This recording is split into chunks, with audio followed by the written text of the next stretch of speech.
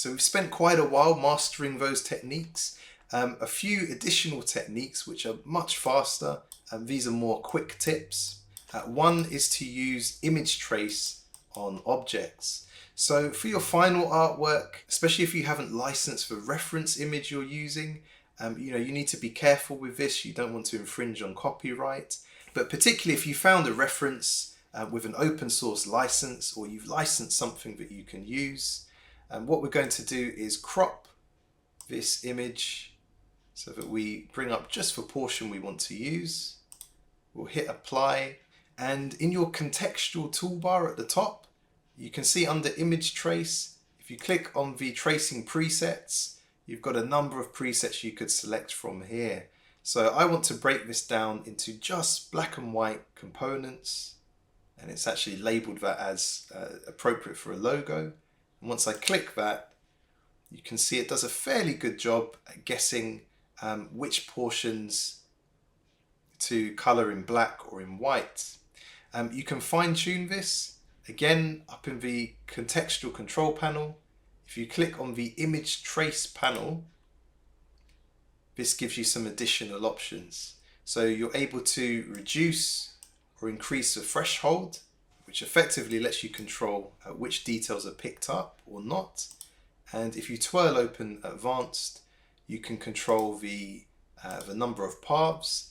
Lower will give you something with harder edges, a higher number of paths, a greater level of detail, corners, and then noise. The tooltip here explains it quite well. It says it ignores areas of a specified pixel size. So if you reduce that down, it's going to give you a much higher level of detail, which isn't always what we want for a simplified logo element. So I'm quite happy with that. One last feature you can use is under options, the tick box for ignore white.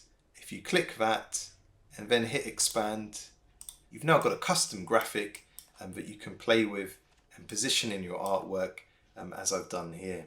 So a final tip we'll consider, and this is another quick one.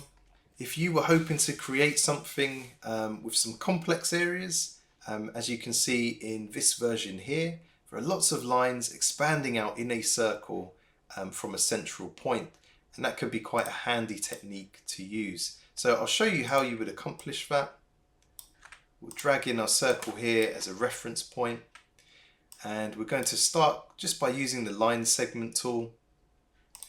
We have tooltips on, so I get that little pink line pop up when I'm in the center.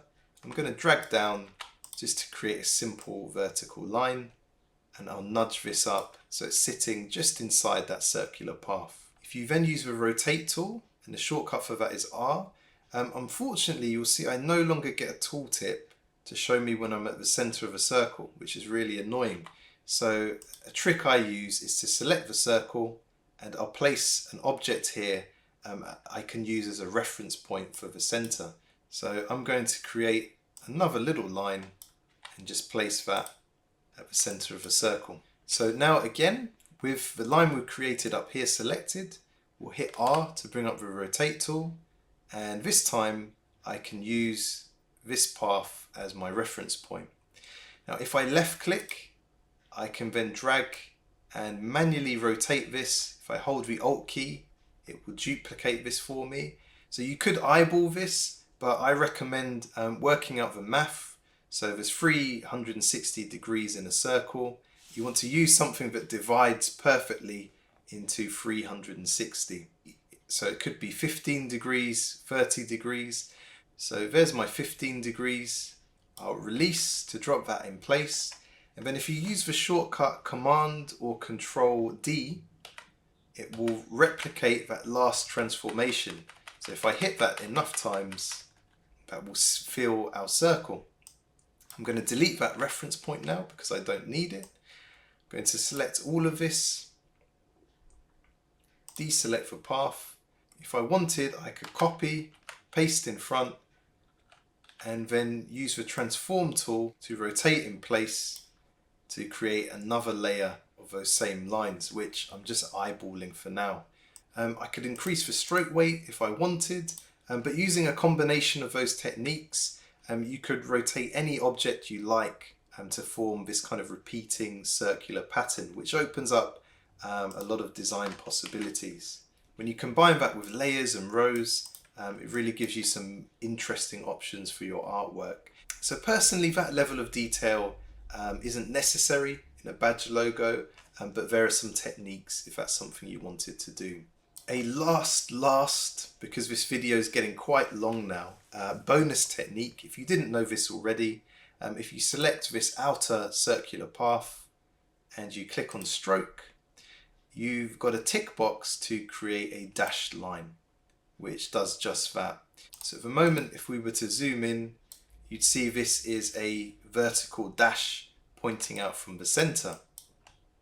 If I select it again, click on stroke, by changing the cap to a round cap, if I deselect and zoom in again, you can now see that's got a rounded appearance.